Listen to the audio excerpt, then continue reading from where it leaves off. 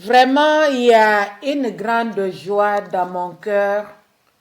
Sûrement que yo pozo yo que sengowana parce que kokuta na liboso na maloba na Nzambe, c'est une grâce. Vraiment, c'est une grâce. Tango tozo tanga na makomi na Nzambe, tozo mona, le roi David, oya lobaki que il y a une grande joie en moi lorsqu'on me dit allons dans la maison du Seigneur. Na poko lelo pe tokokolo bango d'autres façons, d'autres manières. Naza na esengo na motema na ngai tango nazolanda émission na biso ba mama. Tango nazali na ligne pona kolanda émission na biso en tant que mwasi mo Kristo. Ndenge nalobaka tout le temps et émission ezalaka na valeur to pe émission ezwaka temps na peine d'histoire, c'est parce que yo landaka ngo. C'est parce que yo sepelaka nango. C'est parce que yo zalaka fidèle. C'est parce que yo yebisaka baninga ke ngonga ya mama mo Kristo ekoki tika Nzambe alola amona yo akanisela yo pasalo bolamu ebele. Parce que l'émission na biso toyaka koloba komitalisa bite ngai en tant que mutu biso en tant que batu bikela mo ya Nzambe. Mais tu apportaka un plus na nzela ya vision oyo Nzambe apesi pona koyeba kozongisa bana na nzela na kati na nzela ya lobiko se moko oyo ezali Yesu Kristu. Sois béni ma sœur, sois béni mon frère, sois béni couple tel yo oyo zolanda en couple émission na biso Nzambe aza malamu. Tozali ko continuer na mama likambo na biso tobandaki depuis la semaine passée. Tolobaki comment ne pas se ruiner durant les fêtes de fin d'année. Ndenge nini yo ba ruiner yo te, ba fête ruiner yo te, ba fête ekweisa yo te. Eloko nini osengeli kosala to pe eloko nini esengeli na yo koyeba pour que ozala ndengola ozalaki année passée te na 2021 après ba fête on se retrouver na banyongo, après ba fête on se retrouver na ba problème, après ba fête on se retrouver que mutu kezo tambola te mais moyen obemango na garage et pas ya mécanicien ezate à cause ya lolenge on se laissaki ruiner na ba fête ya année passée. Yangwana biso toye na moment favorable par la grâce de Dieu pour na koyeba koloba quelque chose pour que maman moko sungama, pour que maman moko kangolama, pour que maman moko bikisama azwa connaissance conscience na ye oezaki ya kolala et la muka pour que berreur na biso ya les autres fois ezala sima mikongo na biso lelo toyeba ko vivre le présent oye koyeba komema biso na futur meilleur. Mama mo Kristu Nzambe alola mona yo pe apambola yo. Tolobaki otokokaki koloba la fois passée to soulignaki likambo motuya ya koloba ke banque Lambert kodefa eza nango malamu te. Tozana passage na biso ka otozaki nango la fois passée na Romains 13 verset 8 oyelobi ne devez rien à personne si ce n'est de vous aimer les uns les autres car celui qui aime les autres a accompli la loi. Kozala na nyongwa mutu te soki kaka kolinga na bino parce que oyo azali kolinga bamisusu ye akokisi mobeko. Tomekaki komanyola verset oyo ya Romains 13 8 na koloba que nous ne devons pas avoir de dettes. La seule dette que nous devons avoir c'est de nous aimer les uns les autres. Maman mo Christo. La fois passée, topé la semaine passée, tolobela kiango en long et en large. pona kokebisa mama mo Kristu ke nyongo eza malamu te. Pona kokebisa mama mo Kristu ke nyongo eza malamu te. Nzambe alingi yango te. Mama mo Kristu nyonso Nzambe aboyi esengeli yo boya. Oyo Nzambe andimi esengeli yo pe ondima. C'est ça kozala chrétien. Kozala mama mo Kristu ezaka kitambala na moto te Biblia na sali peka. Ba au talon chaque dimanche pour na kokendaka na église. Non, c'est plutôt mettre en pratique ce que je lis dans la parole de Dieu, c'est témoigner de ce que je lis dans la parole, et c'est ce que j'apporte aussi comme un plus dans la société, dans ma maison, dans ma belle famille, partout là où je suis. Et c'est comme ma tambe nange tiami, par la grâce de Dieu, naïba ko apporter un plus. Alors, la semaine passée, to suki saki na koloba ke, likambo ya motuya, pona koyeba ko éviter banyongo, ezali koyeba ko épargner. Ezali koyeba ko prévoir, ezali kozala prudente, maman, ezali kozala na makanisi ya malamu, ezali kozala na sagesse, dans la gestion. Tala biloko yo ekoyeba kosunga mama mo Kristu pour que mama oyo aboya nyongo na lolenga boya ka libele ya mama oya botaye. Pour que mama oyo aboya nyongo acha vraiment munokone na mabele aloba ke nyongo na zwaka ne passé mbulo yo qu'il pleuve ou qu'il neige na komekate na ko se contenter na oyo Nzamba pesinga yangonde yangai yangonde na kosalela yangonde ya motuya kosenga sagesse na Nzambe bana na Nzambe bato na Nzambe.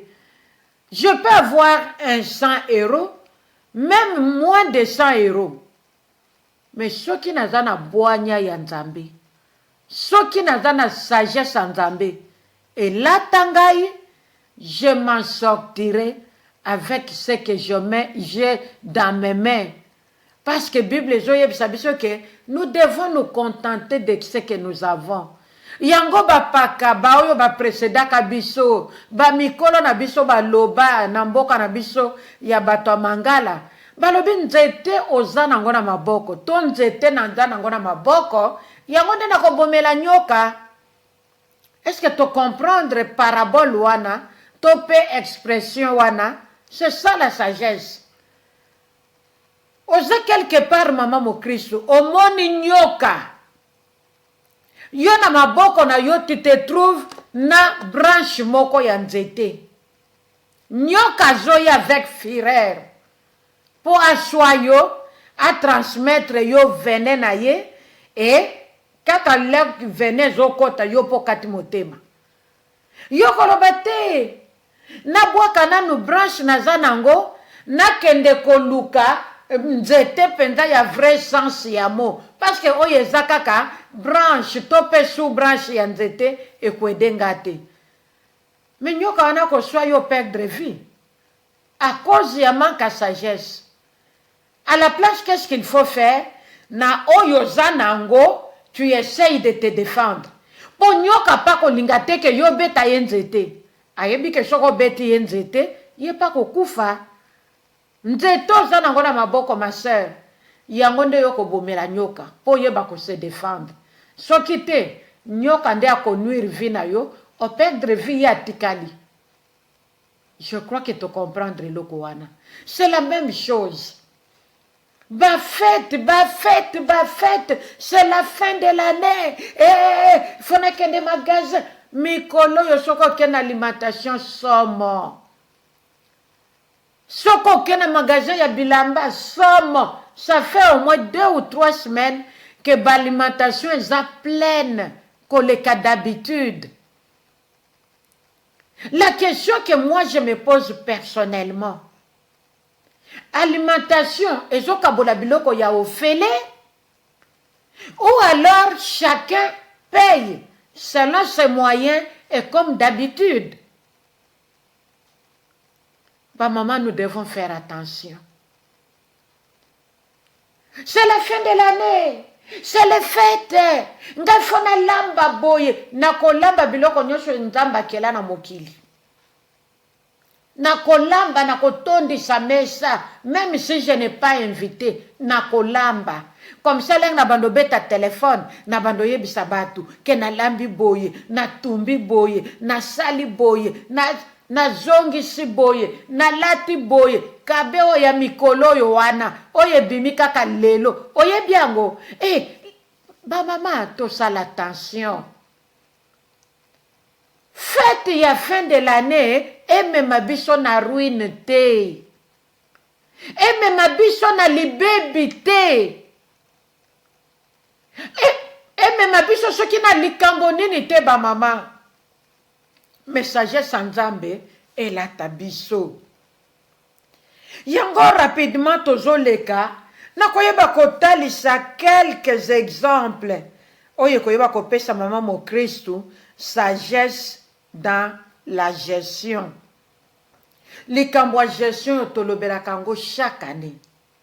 Likambo gestion tolobela kango chaque année. Maman mo Christu, il faut zala na oyezali sagesse na mutu na ye pona koyeba kopesa lokumu epa na yawe nzambe. Exemple ya liboso pour que maman ayeba komikweisa te ndenga mesana kokweya chaque année na mois ya janvier février tiba mois de mai ya tikala na mikumba ya mikongo ya na mikumba ya banyongo na mukongo. En tout cas wana eza situation moko ya kolinga te. Même nzamba lola zo sepela nango te mama. Même nzamba lola azo sepela nango te. Contente-toi de ce que tu as. Ndenge to uti koloba nzeto za nango na maboko yango ndoko bomela nyoka. Po soko pati pati nyoka ndako bomao. Ok, yo perdre vie. Et natango na yo kokende. Okozala déjà préparé, disposé. Pona kokende pa tata, tokozonge pa na tata. Ou bien okozala na niveau ya lokoso. Ba mona ngai, ba yoka ngai. L'ère fête ya fin de l'année. Nako sala ba vidéo, nako tia na Facebook, nako tinde la bato, nako koma, nako sala, nako lakisa, ndenge na lati, ndenge bana nanga balati, ndenge mobile na, ndenge na décorer ndako. Maman mo Christu, tout ça, objectif nango ezanine. Parce qu'en tant que femme chrétienne, oyo na sengeli ko sala, et sengeli pesa nzambe lokumu. Ce qui na oyonga na zo sala, malgré que na zo mona ngo keza bien. Na dana ba moyen na ngai. Mais sengeli na sala bo nzamba ko sepela na biloko modèle wana te. Nzambo yo wapi? Oya kela likolo na se. Akendo sepela na biloko pamba ya modèle wana mama. Ce qui biso to sepela dans le Seigneur. Ce qui biso to fêter, nous devons fêter tous les jours avec notre Seigneur Jésus. Parce qu'avec Jésus, c'est la joie, c'est la vie. Pourquoi n'a pas la fin de l'année? Avec Jésus, il n'y a pas de tristesse. Avec Jésus, c'est l'allégresse. C'est la joie immense. C'est l'amour, c'est la paix. C'est la bonté, ba maman. Moi, je me sens attendu de sa na sagesse, biso basi. Parce que tout ça, n'importe qui t'es. Nous devons apporter un plus dans la société. Mutuna place nzamba tcheye. Et si qu'on d'aller vivre, maman. Mais quand même un plus. Mais quand même contribution à yo. Pour l'épanouissement, yamboka wana yo zali. Basi baba na komona makambulo lenge nzamba zo monela. Basi baba na kosala makambulo lenge nzamba lingi mwasa salela. Mais moi, ça sala makamundenge ya zomonela te. Maman mo Christ sala makamundenge mo kilezo tinda ya salela te. Mais maman se confie na Nzambe. Na tango se confie na Nzambe, Nzamba koyeba ko sepela de t'avoir créé. Nzamba koyeba ko sepela de t'avoir donné un homme qui est à toi et toi seul. Mobali noko wele na nani. Nzamba balisi yo, kaka yo pe, kaka yo. Maman, okowela mobali nona nani? C'est pourquoi tu dois faire. L'autre fois, on avait dit ici que la maman doit travailler pour la réussite de sa maison, pour l'épanouissement de son foyer. Si la femme ne travaille pas, si la femme n'a pas de connaissances dans ce qu'elle doit faire pour vivre épanouissement na kati ya ndako na ye, ça sera les catastrophes. Et là, comme alonge ko bima kuna te mama, malgré qu'on soit nos chrétiennes, batu ba mona ko église, o tele makote yaka, o sale la kanon nzambe. Mais ceux qui ont la connaissance ya nzambe wana te, ndako na yo, un jour ko suka na ko se renverser. C'est là où nous disons toujours, la femme sage bâtit sa maison et l'insensé la renverse de ses propres mains. Maman kozala insensé te. Luka kozala la femme sage. Femme oyazo bâtir sur la parole de Dieu. Femme oyazali kotia fondation na ye, tope moboko, yandako na ye, Yesu Masi elombe mobali. La véritable fondation. Oye sengeli maman nyonso a bâtir, avant à bâtir, a posé fondation, oye zali Yesu Masia. Avec Jésus-Christ, c'est la réussite à 100%, c'est la réussite totale et c'est la joie, c'est l'amour. Au commun qui n'a qu'à couple oyo et si que maman bâtir sur Jésus-Christ qui est la fondation, qui est la pierre angulaire, qui est la pierre angulaire, qui est l'angle droit dans la construction, dans la vie d'un humain. Yesu wana koyeba kotalisa bato kobete la couple wana to mama wana maboko kotalisa na maboko na bato qu'elle m'appartient. Bande konangai. Objectif na biso ya kozala basi ezali ke Yesu ayeba ko justifier biso. Que Jésus parle de toi ma chère. Que Jésus te témoigne. Motamokila ko témoigner yo lelo. Quelques minutes après awanga ni bola mosaleliye. Mais Yesu abosanaka bolamu mutu azosala pona ete. Maman, accepte de te sacrifier pour que le nom de Jésus soit glorifié dans le monde. Accepte, maman, de te tenir cette fois-ci sur la parole de Dieu qui est le rocher, Jésus-Christ est le rocher. Et voilà, lorsque tu te mets à ce rocher qui est Jésus-Christ de Nazareth, maman, cette année tu ne seras pas ruiné.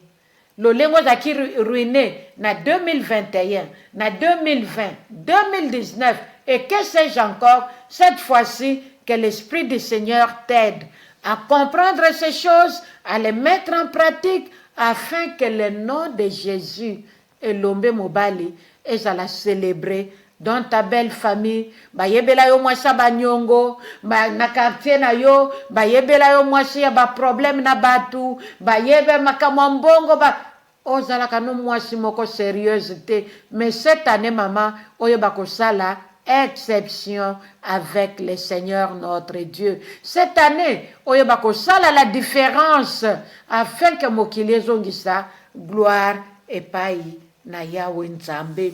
Tolobi lelo tozo kende kolobela oyo tokotalisa quelques exemples de la sagesse dans la gestion. Peut-être yo ki kombo na ya gestion isimbi motema na yo mozo ye batoko bandela wapi okosukela wapi. Eloko ya liboso tozotalisa sagesse dans la gestion ou bien sagesse dans la bonne gestion. Ezali acheter déjà à part que se contenter na oyo zanango po yo sala nango programme otobandi likambo mibale. Achetez déjà vos cadeaux en avance maman. N'attends pas le dernier moment. N'attends pas le dernier coup de sifflet ma sœur. N'attends pas tango ba magasin ba matisi biloko nyonso talo. Sikoto komi ko kamwa na mikila poto. Même mafuta kaka huile de table oyo. Tolo bananu huile de palme te parce que wana ezo uta libanda Europe libanda ya bamboka malili ezoya koya. Mais oyo huile de table, mafuta à l'huile, ndenge tobenga kango na lingala. Même mafuta à l'huile, ezo matatalo, de jour au jour. Lelo ke okuti, litre ya huile de table, okuti yango na prix le misusu na pese exemple. Bateki yango na 4 euros. Lobile rozoya, bateki yango na 20 euros. Tozwa ta exemple moko banal na uti ko remarquer ngo même na ba publicité awa bato komela biso ke eloko nini ezo salema bato komela biso que nini. Alléluia, c'est comme si tokatani, c'est comme si tokatani.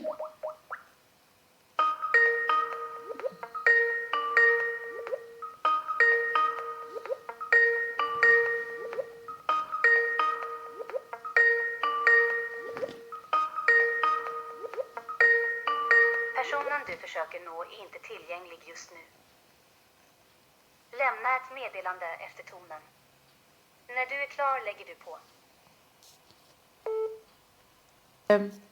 Eloko tozaki kotalisa quelques exemples de la sagesse dans la gestion. Nalobi ke à part likambo ya koépargner, likambo pona koboya nyongo, eloko ya mibale ya kosala ezali kosomba biloko en avance.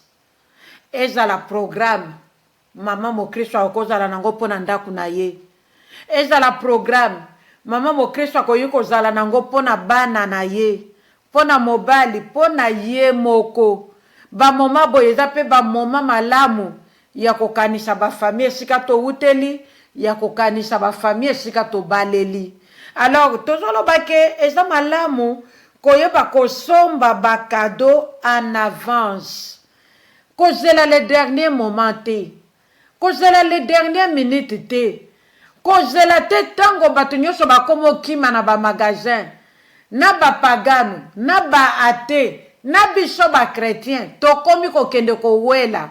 Mindele bakomo matisa pe biloko talo, ndenge tomonaka pe pa na biso na Afrique, esika to uti. Na fungoli saki na ngai ya loso na tie na zoteka, na detail, na basakombi, ainsi de suite. Mokomona, tellement que na moni muto amoni commerçante, amoni ke bacheteur bazo ya ebele, et au fur et à mesure que les gens viennent pour acheter, ça combien bandaki le mususu na 2 euros, mbara moko achango na 3 euros. Koloba midi beta et comme 5 euros, ainsi de suite. Maintenant imaginez-vous, journée et bandi na 2, koloba midi beta comme na 3. Maintenant imaginez-vous un petit toke de comme na pokwa. Ça combien ya loso wana, commerçant wana kote kango na combien?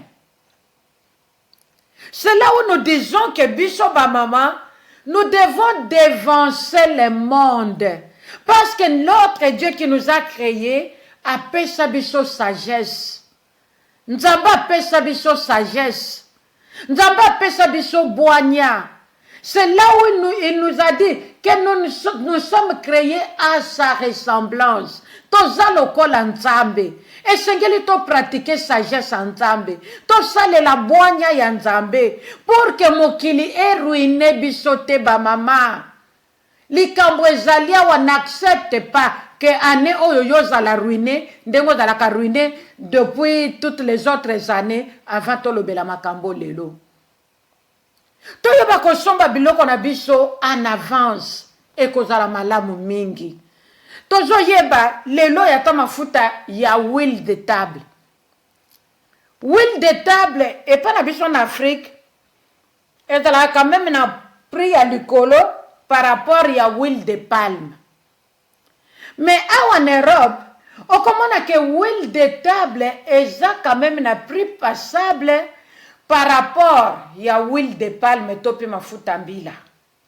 Mais le lo konini toujours remarqué na ba wenze na biso na ba alimentation, même huile de table, mafuta ya l'huile. ekomi komatatalu de jour en jour. Ok na tongo okutango na prix mususu, ok lundi eza na prix mususu, mardi mercredi prix mususu, vendredi loka bayebi que c'est le début du week-end. Alimentation pe comme matcha biloko talo. Incroyable mais vrai. Mena likambo modelo bo soki mama mo Kristo ateyami te. Soki mama mo Kristo alobeli makambo aboye te. Mama kotikala toujours na kati ya manque ya connaissance. Ndenge Bible ezoloba na biso que mon peuple périt faute de connaissance. Ndeko moto na ngai, bato na ngai, peuple na ngai, bazobunga, bazokufa pona kozanga boyebi. C'est pourquoi la parole de Dieu est là. C'est pourquoi nous venons, nous nous communiquons, nous nous complétons dans l'œuvre de Dieu pour que notre avancement, à nous toutes les mamans, ait comme biso à l'épanouissement. Tous à la base baza épanoui na bandaku na bango. Ebele bavandi na kati ya mabala regret tondi bango na mutu. Si je savais, j'allais plutôt aimer le premier homme qui s'était présenté dans ma vie. Si je savais, nalingaki na kene nanga kutu na libota wana. Qui te dit que kuna nde place ndamba pone la kuyo? En Dieu, il n'y a pas de hasard, ma soeur. Nzamba yebi yo, pas yebi mobalo ya pona ki pona yo. Contente-toi, pardon, de ce que tu as, de ce que tu peux et de là où tu es, ma soeur. Pour que mon aloboko nzambe ko sala. Pour que yo seka. Pour que yo sepela. Oyebisa nzambe merci de m'avoir donné cet homme. Oyebisa nzambe merci de m'avoir béni au travers de cet homme. Avec cet homme, je suis une femme bénite de l'Éternel. Avec cet homme, Bamenanga moko tozali épanoui. Maman, arrête un peu de pleurnicher à tout moment. Lorsque tu pleures ta position dans ta maison, ezo sala nzambe plaisir te. Ezo tungisa motema na nzambe. Oyebi tango nzambe azopesa yo, tango nzambe azosala bolamu, yo ozosepela te. Mais il est capable ya kobotola yo même le peu que tu as dans tes mains. Soki nzambe abotoli yo, ma soeur, okosuka wapi. Contente-toi de ce que tu as. Luka sagesse ya nzambe, banda ko programmer makambo ya fête. Avant, lokolo moni yango ke objectif ya mama mo Kristo na kati ya ndako alibala, il faut azala mwasi adako fêter tout a fêter bagangi fête kuna okay. Yangwana lelo tikana na loba likambo oyo. Yangwana lelo mama mo Kristo akokota même na makambo ya ba distraction ya mokili. Nzamba lobi na biso, nous vivons dans ce monde, mais nous n'appartenons pas au monde. Likambo mama Kristo banda yo botama, okola, obala, lelo da mwa salibala, omemina bakoko. Mama, likambo yo ya Saint-Valentin ebimela wapi. Manque ya connaissance. Mama mo Kristo akoma ko fete na fête ya Saint-Valentin. Balobi la fête des amoureux. Eh maman, Keba maman, toujours connaissance dans nzela maloba na nzambe, parce que notre Seigneur viendra comme un voleur. La Bible nous enseigne ceci, que Jésus-Christ, Fils de Dieu, tout ce qu'il sait, il reviendra chercher son église. Église ezali yo, pe ezali ngai. Biso baye tozali ko croire na kombo na Jésus Christ. Point très. Mais en ce qui concerne les jours et l'heure, Jésus-Christ, Fils de Dieu, a yebite kaka tata yemoko. Mama, lilobo ekoki ko sala ngana yo somote, poto banga nzambe, poto bongisa na nzambe, na bandaku na biso, na minito emission zoleka, ezana mama misusu alobi tcheleka, azolakisa nini yango, ya azotingama na mobali apesa ye mbongo, lobi akende, tope kaka na butwawa. Lokola bakangana bango balimentation ba magasin le ba 22h, ça dépend ya mboka tozaleli. azolinga na minute oyo le mosusu asilikeli mobali aza na salon ye ake na ye na chambre à coucher mpo na nini mobali amonake mwasi asiliki comme ça abouge apesa autorisation lokola biso couple tozalaka na kesi na biso moko na kati ya bafoyer na biso mobali apesa autorisation que non tu peux prendre autant kende kasi kosala bacourse oza nango mama komema mobali na erreur te komema mobali na baerreur te mama assez na baerreur oyo tokometaki les autres fois assez mama mokristu assez s'il te plaît assez je t'en supplie au nom du Seigneur Jésus assez na baerreur tosalaki na baerreur tomemaki mibali na biso assez mpe na baerreur mibali oyo bamema basi na bango eza na couple mosusu mpe mama azocomprendre mobali azocomprendre te assez na oyo yo oza na erreur ya couple na oyo alobi lelo ezala réussite mpo na lokumu na kombo na Yesu tolobi ke tobanda kosombaka babiloko na biso en avance bakado na biso en avance mpe tozela le jour jite nazozwa exemple mosusu ça fait au moins 3 semaines 3 ou 4 semaines passées na balimentation baza kotekela biso masanga na bango ya sans alcool oyo balobaka masanga Noël epa na biso bakomango na kisedwa balobi yule mousse ça veut dire que masanga ya Noël mais eza sucré voilà tour babimisaka yango mpe na bapharmacie mais bamemaka yango na baalimentation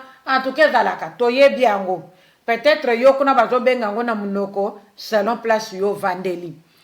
Alors il y a au moins 3 semaines passées na côté d'alimentation na kuti yango bazoteka ezalaka babouteille ya 1,5 litre 1,5 litre 1,7 litre babiloko 1,5 litre 2 litres voilà na leki na alimentation na kuti yango bazoteka 3 pour ezalaki 10 €, 15 € bien 10 € nazoyeba lisusu te na valeur ya 10 €. Nazongi na ndaku na sololi na papa Philippe mpo nga nakendeki programme mosusu ngabi bakomi koteka basucre yango déjà c'est encore tôt quand même mais nazongi nayoki etungisi ngai na mikondane nalobi mais de toutes les façons c'est un bon moment ya kosomba yango parce que maintenant bazoteka yango nanu 3 litres disons 3 bouteilles la bouteille a au moins 2 litres 3 bouteilles pour au moins 10 €. Alors c'est un très bon prix kozela na dernière minute ekokoma cher parce que mutu nyonso akotia yango miso mutu nyonso akosomba yango mpo na ndaku mpo na bana mpo na bapaya surtout biso bachrétien. Et vous tozolobela awa ke tosombaka na avance c'est avec raison. Tout à l'heure avant émission banda na vandi nazolanda télé nazomona le même sucre wana bakomi 3 bouteilles pour 30 au moins 30 €. Ça veut dire que la bouteille maintenant revient à 10 €. Mais mouton ya sombaki 2 semaines avant, mouton ya sombaki 3 semaines avant. Vous ne voyez pas que la personne a bénéficié? Au lieu de somba lelo la bouteille à 10 €, mais na tour wana ya sombaki 3 pour 10. C'est trop bénéfique. Lelo mutalingi ko somba 3, akosomba 3 na 30. Or, yo soko sombaki na période wana ya prix ezalaki nango nanu abordable. Tu allais bénéficier de 10 €, de 20 €, j'allais dire. 20 € c'est beaucoup d'argent, ma soeur.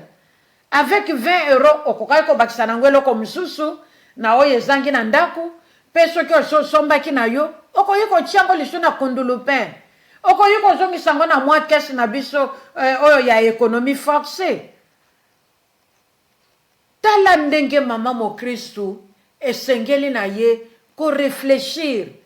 Lèk na ye na ndako, je me suis rendu compte que j'étais dans l'erreur. Na yebisi papa ngabi papa, j'étais là na alimentation telle. Na kuti boye. En tout cas, je n'ai pas pu acheter, mais na moni ke na commettre erreur. Lokolo zo bima, tu ne peux pas m'aider ya kozwela ngango. Alors bien avec plaisir. Accueilli pe le même jour, ayeli ngango, na pringa na kutaki na période wana. 2 ou 3 semaines avant Badat Tokomi Lelo. C'est comme ça que la femme chrétienne doit réfléchir. C'est comme ça que la maman chrétienne doit se comporter. Pour l'épanouissement yanda kunaye, pe pour na kopesa nzamba lola lokumu. Et là, comme ça, on a souligné place oyo. Lorsque le Seigneur nous bénit, même si on a des moyens, il y a des sala biloko, il y a des lingi, il y a des kanisela. Mais tu peux nous donner la première place.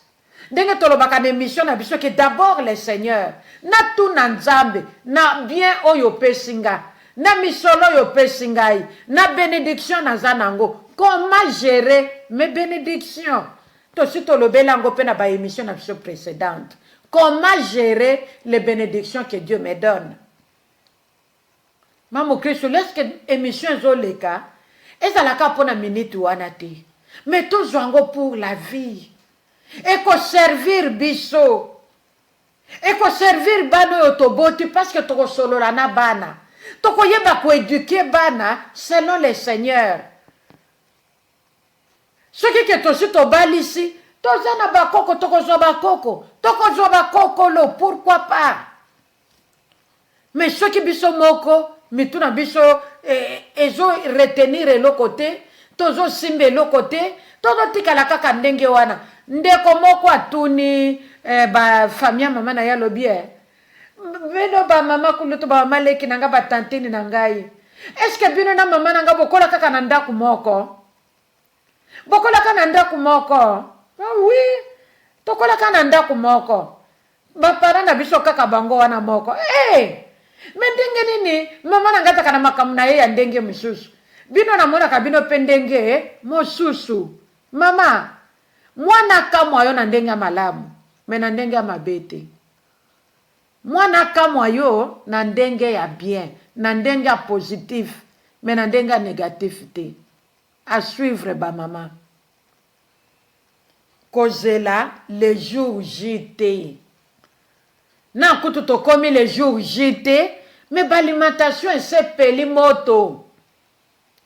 L'alimentation est peli moto. Ce qui na lobeli huile de table na lobeli na masanga oya secret oye bimakaka na fin de l'année awa. Na mona kango pe na paki pe basala kango. Ba mama, tozela les jours JT. Tozala base oyo bazana connaissance ya Nzambe po toyeba ko gérer les biens matériels, pourquoi pas les biens spirituels. Oyo Nzambe azopesa biso pour avancement ya musala na ye.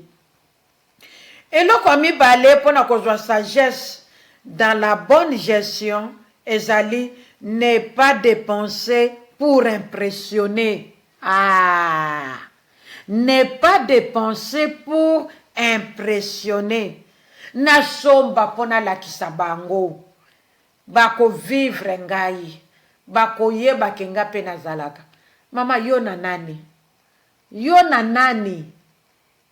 Mama, même ceux qui osent en banda, tika ye, sabote ye.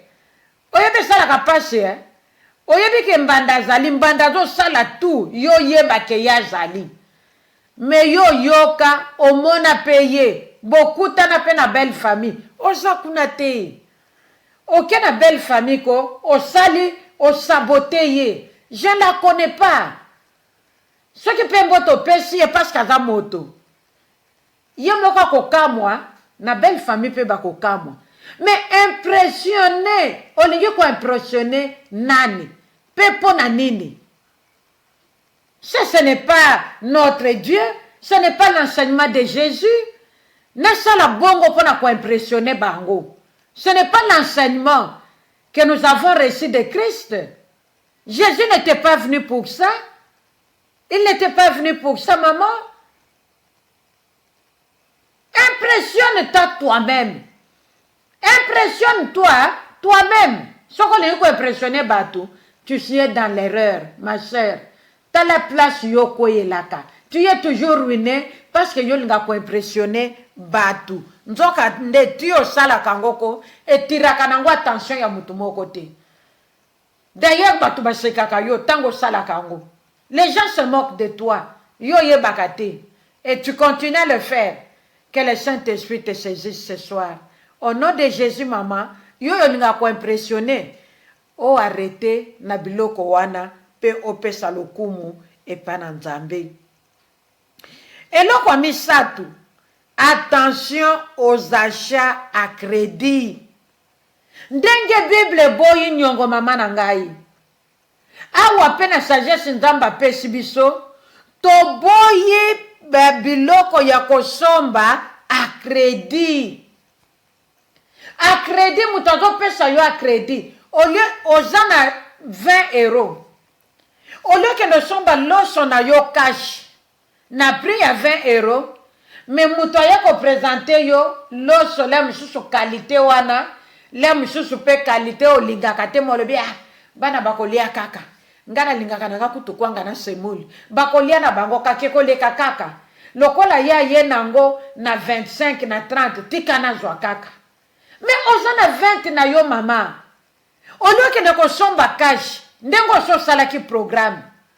Yo lobina zwa na crédit, à crédit, o yebi pe ke babaki simileki.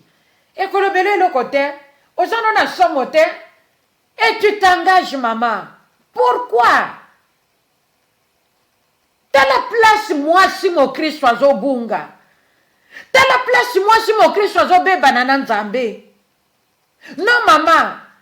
Apprenons à gérer le bien que Dieu nous donne. Ozana mbongo no cash, oyebi prix à cash na alimentation. Même si tu as sapato à mwana, oyebi prix. Mais ya ye na ngwa lobi nga na kuna na sombi na prix de gros na 15. Nga na do pesa na nyongo na 20. Tala yo mi mwe. Eza kaka 5 ya plus. Mais 5 wana koko soma na ngwa ta litre mafuta. Otia na ndaku mama. 5 wana koko somba ta autant de litres ya miliki bana ba mela. 5 wana ya mileki. Okoko salela ngo autre chose ba mama. Voyons comment nous devons voir les choses. Voyons comment nous devons vivre. Pendant qu'on peut s'enzambo lokumu de nous avoir créé femmes. Alléluia. Nyoso tozolo bango pona ko ba ko zongisa lokumu epa na yawe nzambe epa ya moto mokili te. Likambo amine dépenser avec sagesse lors des fêtes de fin d'année pour commencer la nouvelle année avec paix. Tozolo bela makambo ba mama ngeza pona ko tuka motema na yote. Mais za pona yozo conscience. On se retrouver pona koyeba ko bandambula oyo ya sika na kimia. Ebele na biso batungisa so ika fête l'équipe pan ndenge tolobaki la fois passée abandi ko tungisama. Abandi ko futa banyongo ti soki bokebi te ti mois de juin. Il y a des prochaines. Ba yokanaki 1 mois et comme ba fundana na la police et comme ba kende na ba famille et comme ba kende na ba belle famille, boye bisa semeki na bino, boye bisa mwasa ndeko na bino. Maman, ça ne peut pas te gêner. Ça c'est quelle vie?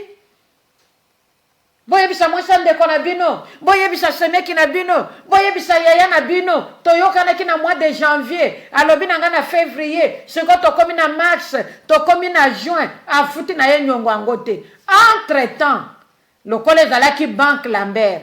Lokole ezalaki dette ya kofuta avec ya dette ya crédit, lokole ezalaki crédit ya kofuta aussi avec intérêt, les intérêts augmentent. Les intérêts augmentent. Maman Christo okoza la bongo te ba mama. Tozala na somo ya nyongo. Tozala na somo ya makambo ya mabe. makambo mabe ezaka lokoso te, makambo mabe ezaka moyibi te, makambo mabe ezaka kindumba te, mais makambo nyonso oyo eza contraire na volonté ya Nzambe eza mabe. Tout ce qui est mauvais, nous devons abandonner. Toluka kosala malamu, toyekola kosala malamu, pona konore Nzambe, pe pona koyeba kopesa ye lokumu. Exemple mususu pona sagesse na kati ya bonne gestion, faire la liste des dépenses. Oyo tolobela kango, tozongela kango. Bakolo français balobi, la répétition est la mère de la science. Ça veut dire qu'à cause de la répétition, koloba, kozongela, maman moko koyiko se retrouver, pe akoki ko changer mode de vie na ye. Et na tango tozo sa la liste ya ba dépense, to bosa na te ba proche na biso ba semeki, ba bokilo, to bosa na te ba neveu ba nièce, ezala ya biso, ezala ya belle famille, oyo na koki kosunga. Maman mo Christ n'a pas dit qu'il faut. C'est là ma possibilité nangai. Ceux qui n'ont salango déjà n'engé tolobaki qui en avance. Na koko kota na wenzawa na kuti mwa blues 2 euros 3 euros. So nazana 10 euros nanga. Na répondre déjà na satisfaire déjà. Batumi satu batumi ne batumi tano. Na zeli les jours J ba moma ya boy. Na luki ba papier d'emballage nanga na mbale na tindi na tindi. Mutu ako sepela avec une carte de vœux na kati na koliwana. Mutu ako sepela ba mama. Mutu ako sepela. Toluka ko kata matoi te pona fête ya fin de l'année. Ekozala nango malamu te. Toyeba ko kanisa na biloko oyo pe ekoyeba ko sala mutu plaisir. Parce que zana ba cadeau mususu pesi mutu eke ko la musakanda ya mutu. O memi moi eloko moko soki eza blues pona quand même moi eloko a bien te maman. Nde tolobi ke soko somba ki na temps ya bien okozwa pe biloko a bien. Mais na ba mama boye l'air nyonso komi cher. Yo wana obeteli semeki na yo téléphone. Na saleli yo koli, na tindeli eloko boye. Ye pas sepeli, moi sande konanga tindeli nga kaniseli nga. Le msupe bokilo. L'air eloko angwe kokoma hey! Acholinga boye pona nini? Pona pasi, pona kozanga. Malamu kutu atika na yango no yoka kayoa, tango tindeli mutu kado. Alobi, nazo zongi sela yoango. Yo yoki motema pasi. Olobi nga mtu na pesi ye kado. Na tungi sami. Me tala nano eloko ango pesi mutu comme kado. Tala nano eloko ango. Soke possibilité zate. Tikala no kimia. Mokolo kozwa. Okopesa ye. Ole ya kokende kolamusa. Les chiens qui dorment. Akolamuka avec beaucoup de rage. Akotiko kimiate. Yo meka kolamusa mbwa tango azolala. Akoye avec beaucoup de rage. Pas koninga soyo. Parce qu'on dérange pongi na ye. Mame sengeli toye babiloko wana. Tozolo bapoto sungana. Tozo a connaissance. Pe toye bakosala malamu. Pona lokumu na Nzambe. Eloko mususu, lo lenge mususu ya koyeba ko préparer ba fête ya fin d'année, c'est de savoir planifier. Koyeba ko planifier. Par exemple, je ne saurais pas satisfaire tout le monde au même moment. Ezala na famille nanga, ezala na belle famille. Mais on planifier. Mbulo na kopesa papa bokilo na mama bokilo. Osuki wana. Moi mususu bosomba ta moi soso lokola na ba Afrique na biso soso nde liamaka na ba moma ya baboyi. C'est chaque maison qui fera tout le nécessaire pona ko kalinga pe ata lipapu ya soso. Ata ko somba oyo basi ba kalingi na balabala. Ye atokisa ata loso ya bulai na mwa lipapu na ye oyo basi ba tumbi na balabala. Ekozalaka ke na lia kiloso na soso. Mama, na tango na moni ke na koka eza impossible pona ko satisfaire tout le monde. Mama, okoki kopona ba bokilo. okoki kopona semeki na yo ya mokolo, okoki kopona soki mobali no aza kulutu, oponi semeki na yo oyo alandi ye, oponi oyo azokende nano ata classe, oponi ata oyo omoni ke non oyo nde aza dans le besoin. C'est comme ça que les choses doivent se passer.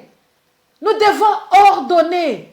Notre Dieu est un Dieu de l'ordre. Biso pe sengeli totia ordre na makambo nyonso tozosala pour que lokumu ezonga epai na Nzambe. Parce que ceux qui tosali boyete vers le milieu de l'année, c'est-à-dire entre le mois de juin à décembre, et kozala na biso facile pour na dépenser 10 000 euros pour la fin de l'année que d'épargner 1 000 euros par mois de juin à décembre comme lieu impossible. Et ça, la semaine passée, et tobetaki, c'était na likambo oyo. Lelo toleki yango, soit bala, parce que tolobelaki yango déjà. Baye, badalaka na momesano, ya ko épargner depuis mois de juin, dengue tolobaki la fois passée, ou bien depuis mois de mai, ou bien quelques mois avant, to comme en mois de décembre, bango bazali batu oyo toko benga ke bazali bapambola mina Nzambe, baza bato na esengo. Pona nini? Bakozala na bango mitema likolo te. Ke etikali kaka tongo etana to yoka batu baganga bonane bongo nga ekolekela nga ndenge nini. Tikanga na kendo defa, comme ça belle famille pe bayeba ke tozana poto. Oh maman, commence d'épargner, banda ko épargner maman, na moment favorable, même 6 mois avant, pourquoi pas 7 mois avant, 8 mois avant, selon ba moyen na yo maman, moi 5 ozobomba, moi 10 ozobomba, tito comme en décembre, tu peux te retrouver même avec 100 euros, selon bozwina bino, selon oyo Nzamba pesi bino, et avec ces 100 euros, contentez-vous de ce que vous avez pour na koyeba kotindela ata mulangi ya mafuta na famille outeli na belle famille okanisi pe moninga moko ya bomwana okanisi pe mosali moko ya Nzambe oya sungaka yo pe na tango yaki na vie chrétienne sika na début lelo pose à la place aux aliwana. Il y avait eu un début, le début de ta conversion. Okoko kanisa yepe lelo yo zana mikile malili oyebi pe ba condition ngo tikali ezo régner na ba côté to wuteli eza pe sengo amona ke mwana nanga dans la foi akanise lingai ne fût qu'avec un verre d'eau yo kanisi moto na Nzambe wana mwasi to mobali akozanga prière ya ko formuler pona yo et pas na Nzambe ata tuni yo intention de prière te. Mais molimo santo na Nzambe akoyeba ko inspirer ye ne sengo ya kozala nango komona eloko yo sali pona ye mama akotika l'intact te aotika l'intact te aolelela Nzambe ne ya lola pona yo Nzambe kanisa ye Nzambe bakisela ye pour que prochainement akanisela nga lisusu apambola. C'est comme ça que nous devons nous comporter, c'est comme ça que nous devons marcher dans notre marche chrétienne qui n'est pas du tout facile. Tolobi ke moto oyo aza na momesano ya koyeba ko épargner avant aza moto na esengo parce que akozala ne en paix au mois de décembre. Par contre, oyo azali na retard ya ko épargner, oyo azalaka na ye na système ya ko épargner te, oyo azalaka na ye na système ya kobwa kaka na caisse te, wana akozala na ba difficulté ya koyeba ko s'en sortir na ba moment net ba moment ya boye. Okomona bana bakomolo ba mama tozomona eloko te, mama ata sandala pamba, mama ata cadeau ya bonne année tozomona eloko te mama tozomona mais okozala na problème na bana okoyebisa bana nini? Bana bayebi koza mama, bana bayebi ke papa azali, papa pesaka na maboko ya mama, bana bayebi biloko wana nyonso. Na mama boye bana balingi komona sagesse ya mama na bango. Ata de premier au 30 baliaka madesu. Yango kaka nde repe ekotaka na ndako na biso. Yango evimbaka nango madesu na loso. Soki tolambi yango bana baliaka batondi. Essentiel mwa tomate emonana na madesu na mwa mungwa. Me ba mama boye koyebisa ye likambo te mama. Me mama ya boye kodala kutu malamu. Mama ayeba ko surprendre bana. Bana bayebaka ke tozalaka na biso na situation ya malonga te. Me na ba mama boye bana ba sursauter. Bana ba bondela nzambe oyo bolakisa bango ke nzambe kanisa baboti na biso. Nzambe pesa bango lisusu koleka.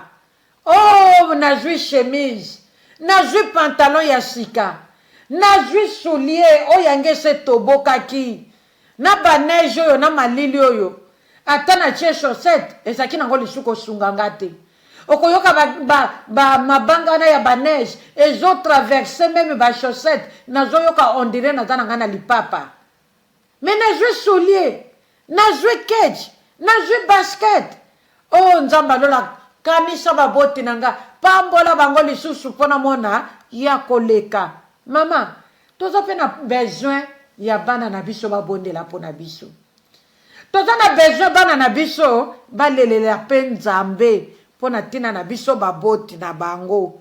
Nzambe moyoki losambo akotikala indifférente akoyoka kolela ya bana pe akoyeba kosala oyo ye asepeli kosala.